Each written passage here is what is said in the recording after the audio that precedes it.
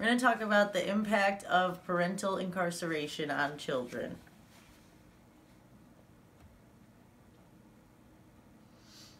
So the number of children with an incarcerated parent has more than doubled in the past generation.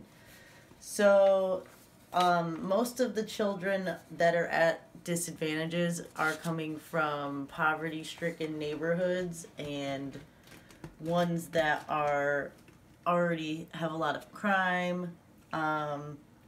Children with incarcerated parents have more mental, physical, and transitional problems than those that do not have incarcerated parents.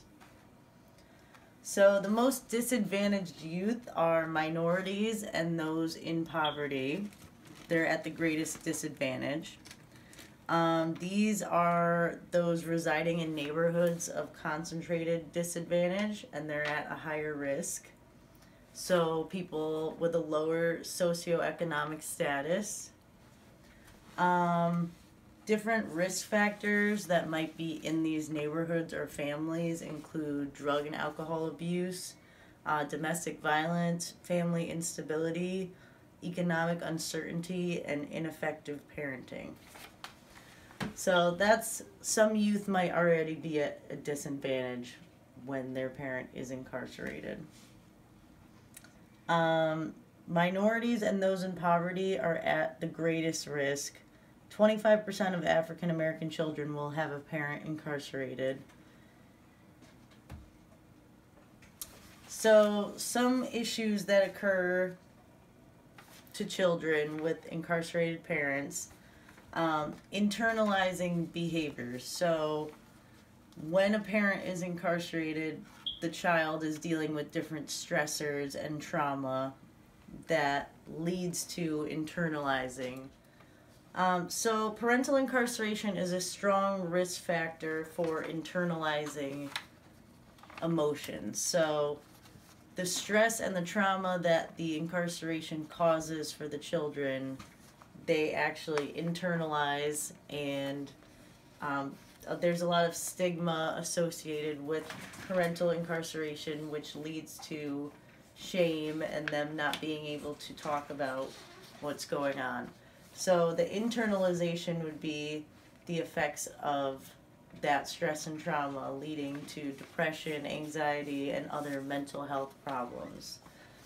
The externalizing would be how those children behave due to the stress and trauma.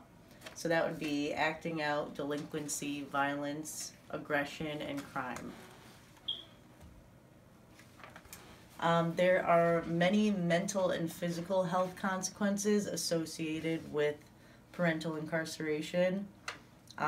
There is many of these due to the separation that the children experience when their parent is incarcerated. So mental health problems as a result of stress and trauma would be anxiety, depression. Those are mental health problems, but also they can experience loneliness, confusion, and sadness due to their parent being absent and them not understanding why. It's also connected with learning disabilities. So those are some of the mental health problems that can occur. Also, physical health problems can occur and be associated with parental incarceration, such as obesity, asthma, speech and language problems. There is certain uncertainty that children can experience when their parent is incarcerated.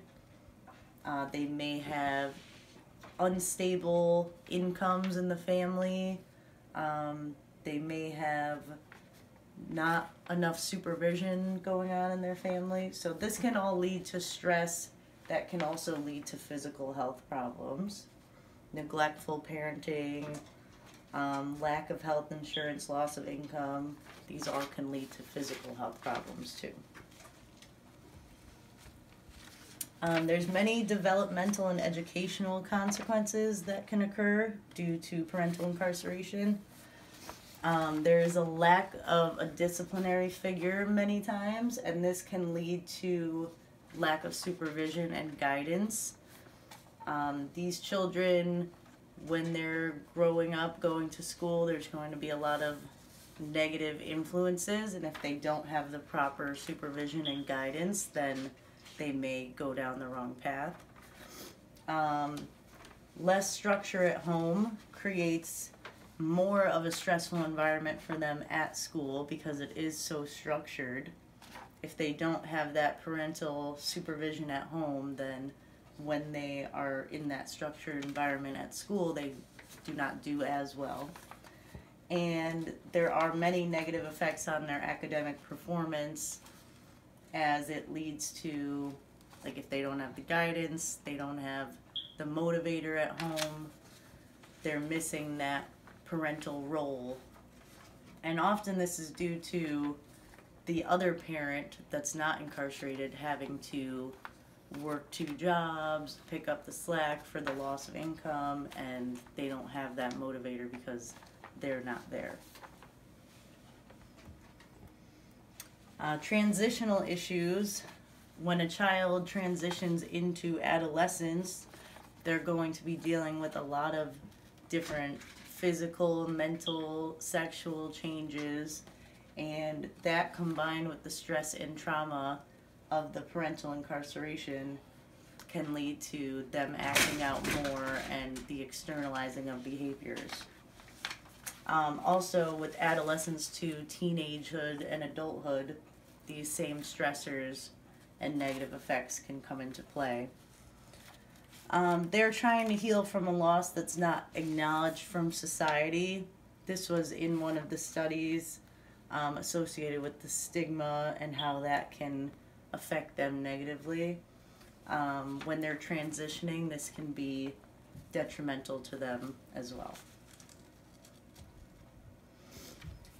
In human services, this is important because it negatively impacts future generations. Not only are the individuals being incarcerated affected, but their children and the whole entire generation in which they're growing up is being affected by these individuals' choices.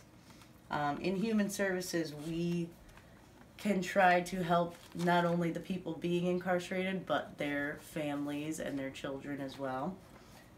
Personally, I work with individuals who have just gotten out of jail and share many stories about their children and how their incarceration has negatively impacted their children and their relationship. So I have direct experience with how this affects human services. The parents face many challenges before being reunited with their children. They have to go through the Department of Children and Families, and there's many hurdles they have to get through in order to reunify with their child.